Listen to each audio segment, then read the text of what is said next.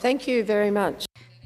Muchas gracias por la presentación y gracias por la invitación a venir a hablar a esta conferencia. Las 3 jornadas han sido inspiradoras. Ha sido una maravilla estar en esta conferencia escuchando a los ponentes y también ha sido muy agradable el hablar de manera informal con personas de muchos países del mundo.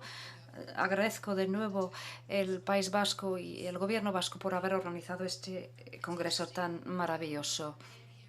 Es interesante estar aquí como ponente de Australia, ya que no hemos aparecido mucho en los debates, quizá por razones positivas, porque Australia no se ha visto afectado de manera tan significativa como los Estados Unidos y Europa por la crisis financiera. Hemos capeado bien el temporal, quizá gracias a muchas políticas gubernamentales, pero por lo que yo he oído aquí en Europa, sobre todo con respecto al paro juvenil, es que la crisis financiera fue como un tsunami que afectó a muchos países. Lo que estamos viendo en Australia es la muerte por 1000 cortes en lugar de por un tsunami. En lugar del efecto tsunami, nos estamos viendo afectados por un descenso en la economía de manera pequeña, por pequeños pasos, pero pasos continuados. Y tengo que pedir disculpas por mi voz porque tengo un catarro, así que si me falla la voz durante la presentación me va a tener que ayudar un colega de Australia. Australia tiene un sistema de EFP bastante conocido, pero como parte de mi presentación hoy voy a hablar sobre las políticas que está implantando el gobierno, que yo creo que de hecho van a dañar ese sistema de reconocimiento mundial. Tengo un título bastante ambicioso que es fomentar la investigación aplicada y la innovación a través de los acuerdos con el sector industrial en Australia. Lo que voy a intentar es relacionar la innovación, cómo eso está dentro del sistema de formación profesional y cómo podemos ayudar al proceso de innovación. Luego hablaré de la investigación aplicada en la EFP y luego voy a unir todos. Y voy a utilizar 2 estudios prácticos de mi instituto como ejemplos, ambos del campo de las ciencias de la salud, y espero que les resulten de interés de cómo podemos o no podemos colaborar. En primer lugar, algo acerca de mi institución. Soy ejecutivo de Holmes Glen. Somos una institución autónoma, grande, con nuestra junta directiva. Somos capaces de invertir nuestro propio dinero. Tenemos acuerdos con Qatar, Mongolia, China y la India. Y tenemos mucha historia y relaciones en el Oriente Medio. Ofrecemos más de 600 cursos de EFP y 25 programas y un programa máster. Y como ven en la transparencia, tenemos mucha participación en el instituto y también mucha participación de alumnos extranjeros. Y la mayoría de los alumnos internacionales provienen de la China y de la India, en segundo lugar.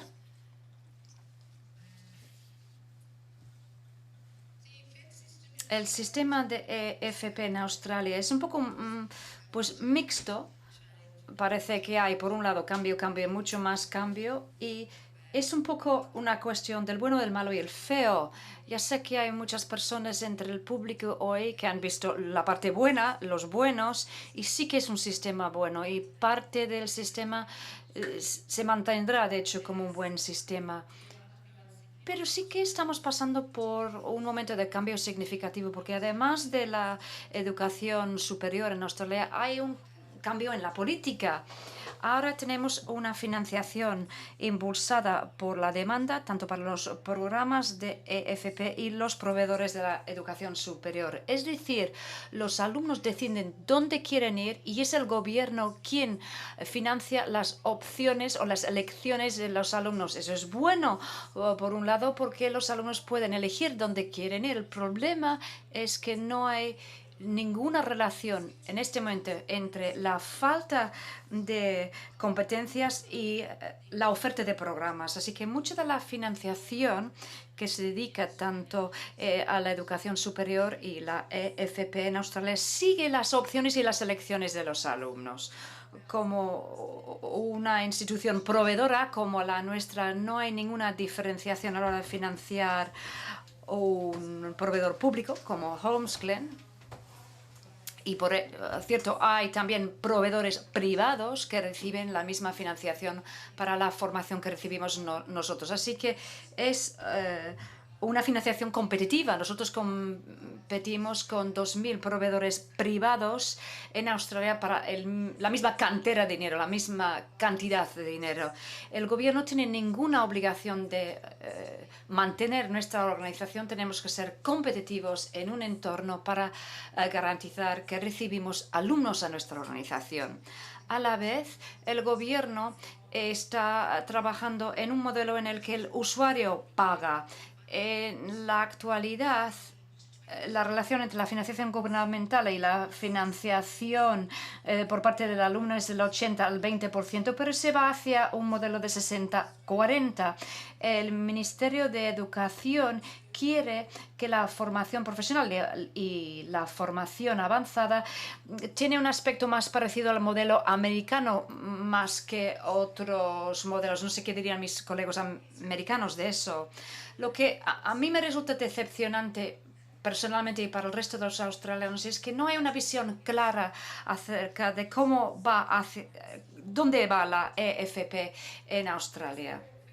Brevemente, hay tres características de nuestro sistema y por qué tiene un respeto mundial. En primer lugar, tenemos un currículum nacional, tenemos programas nacionales basados en un currículo. Es decir, que cada alumno en Australia que participa de una cualificación EFP recibirá la misma enseñanza. Por supuesto, hay opciones dentro de los cursos, pero recibe el apoyo del gobierno y de la industria.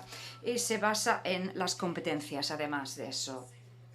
Y como ven, en la transparencia tenemos un modelo federado en Australia, pero hay 8 jurisdicciones diferentes, así que hay distintas maneras de financiación en todo el país.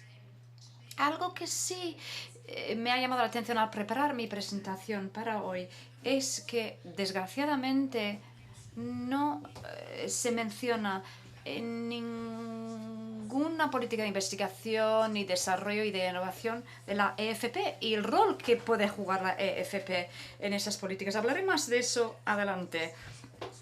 Pero como ya les he dicho, hay más de 2.000 organizaciones de formación que ofrecen la EFP financiado públicamente en Australia y mi organización es uno de los 61 institutos TAFE. TAFE es decir que somos instituciones públicas, pero nosotros competimos con las instituciones privadas para la misma financiación. Un poco menos de 2 millones de alumnos participan en el sistema de EFP y pueden estudiar en instituciones públicas o privadas. ¿Qué es innovación? Bueno, de eso quiero hablarles. Se supone que la EFP lo que hace es ofrecer a alumnos capacitados o con competencias a la industria. Eso es su papel en la innovación y ofrece a los trabajadores las competencias necesarias para implantar la innovación que se consigue a través de la investigación. También hay innovación en las prácticas de la EFP, en los métodos pedagógicos y en las prácticas. Sin embargo, hay muy poco apoyo gubernamental y la EFP tiene muy poco papel a jugar en el Sistema Nacional de la Innovación. Australia produce un informe cada año sobre la innovación que marca metas, objetivos, informa sobre la financiación y cuánto se ha gastado ya. Y mientras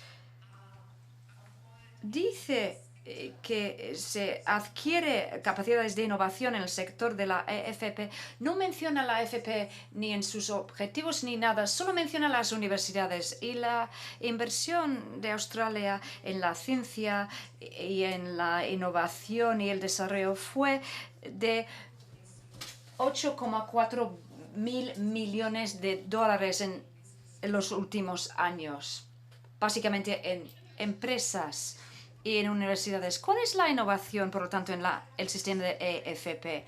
Tenemos un sistema en el que se reconoce que la EFP tiene un papel en la innovación, pero no recibe el apoyo político ni el apoyo financiero.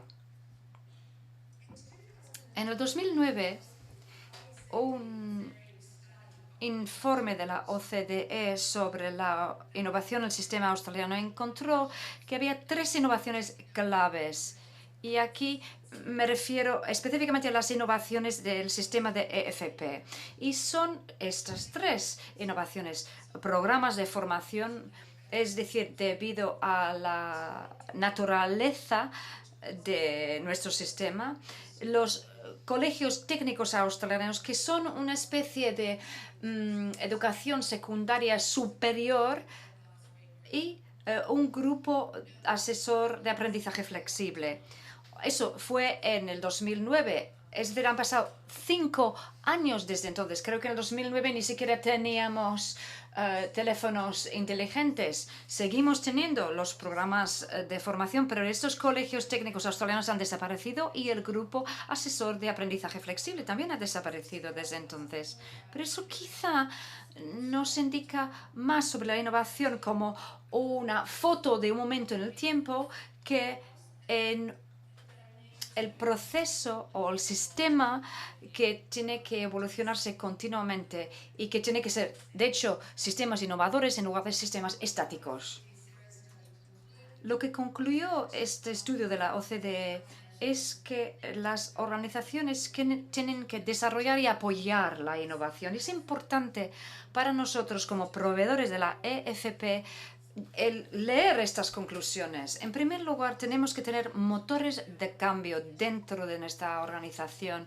Tenemos que tener facilitadores de la innovación dentro de nuestras organizaciones y tenemos que conocer y reconocer dónde están las barreras, los impedimentos a la innovación. Y desde luego tenemos que evaluar nuestro trabajo y aprender de ello. El segundo tema al que me quiero referir ahora es la investigación aplicada. Según este informe, la investigación aplicada es un componente cada vez más importante del gasto de las empresas en Australia. Sin embargo, de nuevo, no hay ninguna relación con el sector de la EFP. Yo tengo una definición aquí de lo que es la investigación aplicada, de que viene del manual de Frascati de OCDE. Y también tengo una definición de la investigación básica y la diferencia entre los dos, pero cuando nosotros examinamos la investigación aplicada en nuestras organizaciones, estamos hablando de la investigación original para adquirir nuevos conocimientos, pero va dirigido principalmente hacia un objetivo práctico. ¿Cómo podemos fomentar la investigación aplicada? Los proveedores de EFP, si vamos a ayudar a la industria en la innovación, en primer lugar tenemos que examinar cómo fomentamos nosotros la investigación aplicada en nuestra organización. Hemos empezado a iniciar un proceso avanzado de la política de innovación en nuestros institutos. Nosotros tenemos que convertir a nuestros profesores en paladines de la innovación. Tenemos que ayudarles a integrar el aprendizaje basado en la evidencia, la resolución de problemas en todas las áreas. Eso se ha mencionado en varias ocasiones en esta conferencia, sobre todo por parte del viceconsejero, la importancia de los profesores, del profesorado en el proceso de innovación. La EFP no puede ser un jugador real en el sistema de EFP si no somos organizaciones innovadoras nosotros mismas. Y para hacer eso tenemos que tener profesores innovadores.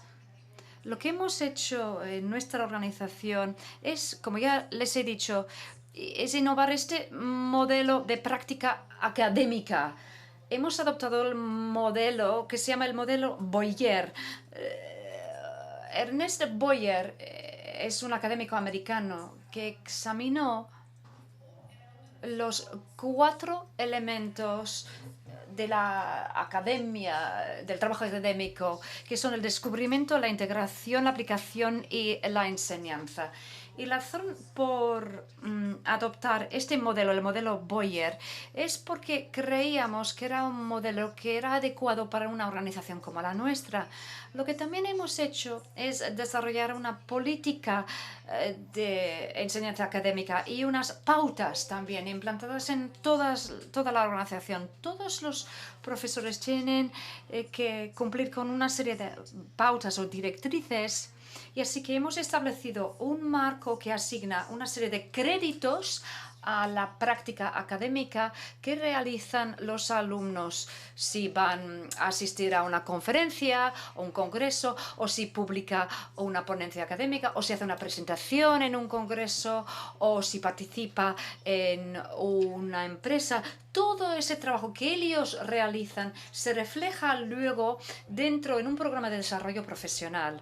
Y los profesores tienen la obligación de mantener su práctica académica cada año y logrando un número determinado de créditos. Funciona muy bien.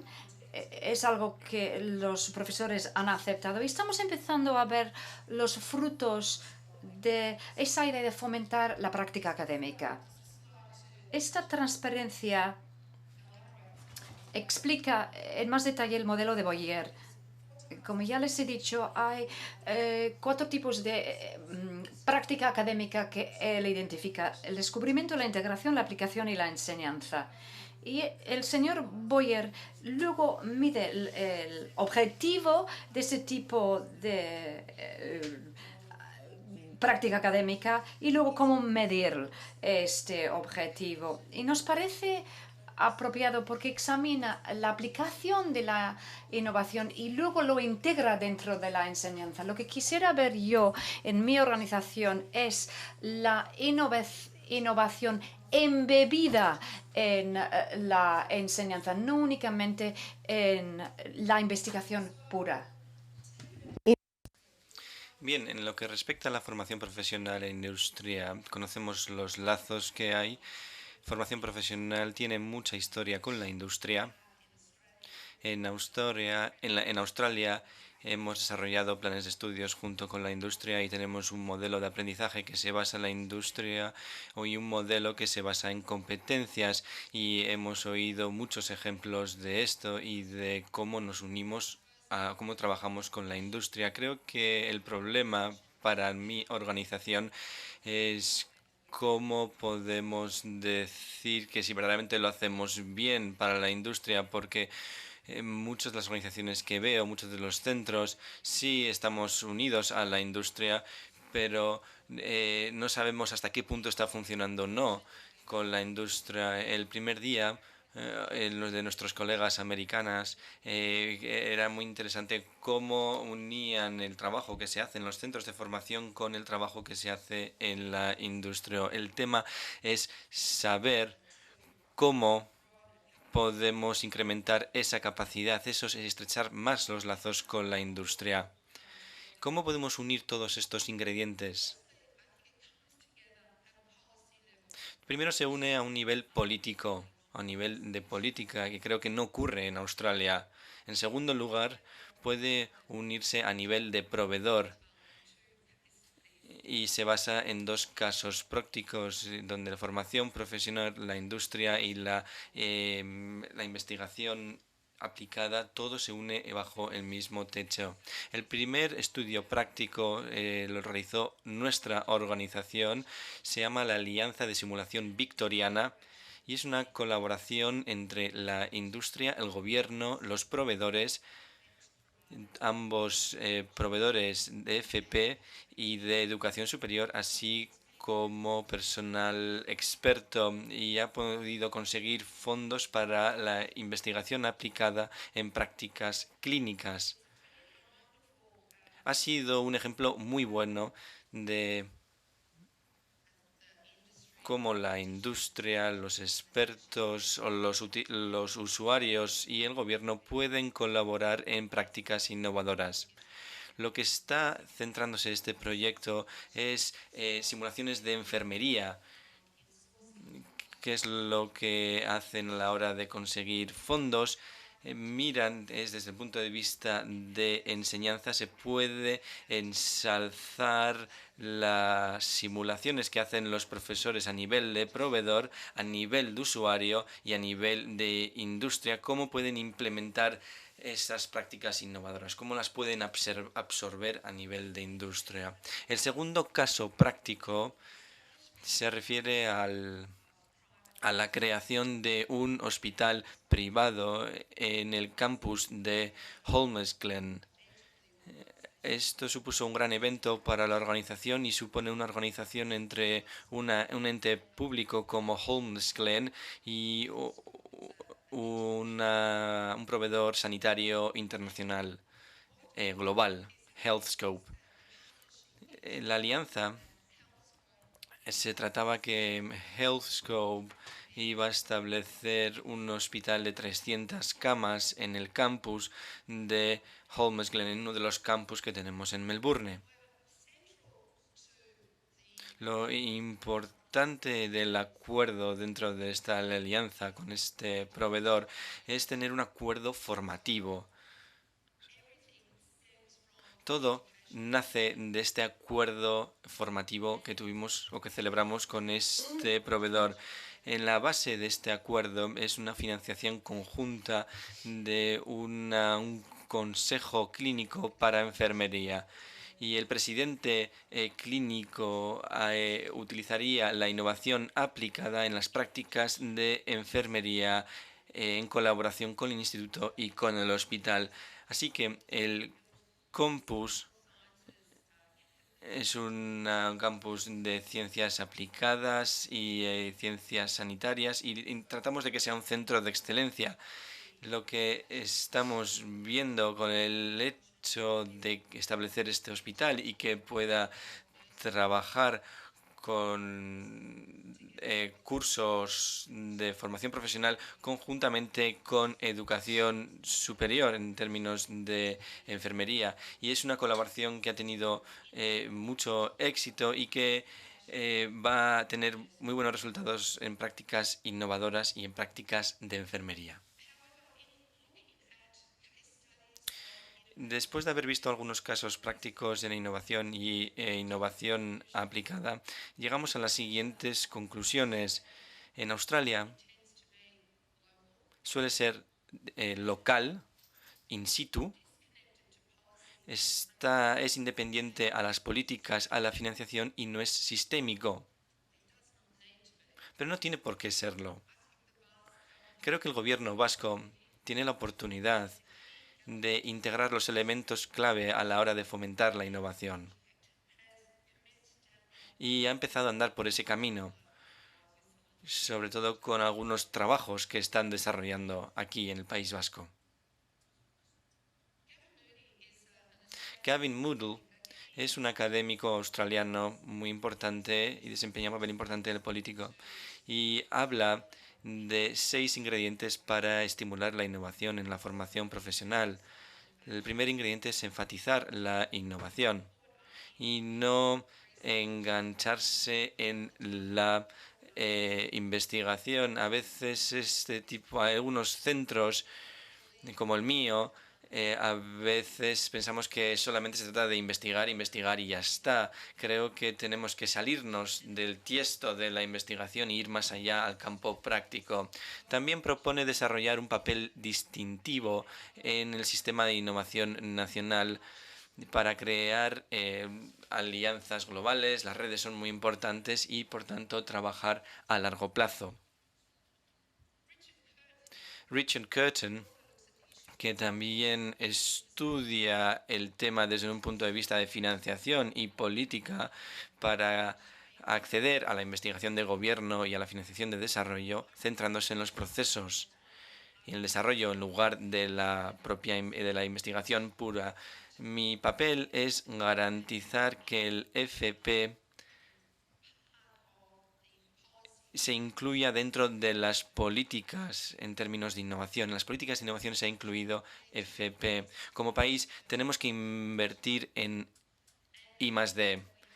Y como parte de ello, no solamente tenemos que involucrar a la educación superior y a las universidades, sino también a los proveedores de formación profesional, a los profesionales de formación profesional y crear proyectos de investigación aplicada. Y lo que es más importante es que cuando se reciben o se cosechan los frutos, se empiezan a marcar el camino que tenemos que seguir y empezamos a diferenciar el trabajo que vale y del que no vale, que al final nos va a definir lo que va a ser la mano de obra del futuro. Y a la hora de fomentar la innovación aplicada, va a incrementar las capacidades en nuestros centros. Muchísimas gracias por su atención.